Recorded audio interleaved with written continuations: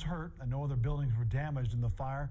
Broke out just before 2 o'clock this morning. But it is a big loss for people who use that building.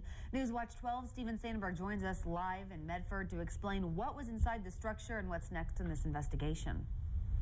Well, the building here at 220 North Fir Street is a total loss. The fire destroyed this building earlier this morning. The building was almost 90 years old and it did not have a sprinkler system. Fire crews say that, again, it is a total loss. We've also learned that it was used as a storage space and as a small business space for several years. There's nothing left of miscellany antiques and collectibles. The store had used a small space in the building for 26 years. The owner told Newswatch 12 he wants to see what he can salvage, but thinks he lost everything. The building itself is owned by Lou Budge, who owns Budge-mchugh Supply across the street, but he was not available Wednesday. Fire crews do not know what sparked the fire that destroyed the 16,000 square foot building.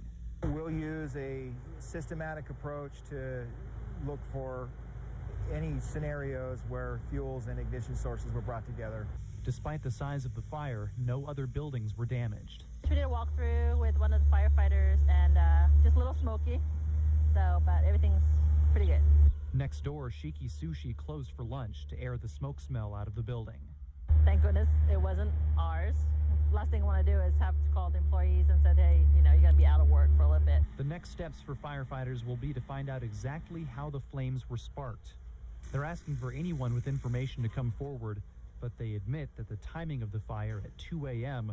probably won't lead to many eyewitnesses. It did happen really early in the morning, so we don't expect a lot of people were out and about, but if you know something, then get a hold of the fire department or the Medford Police Department. Fir Street between 4th and 5th Streets will be closed to through traffic for the next few days as firefighters continue their investigation.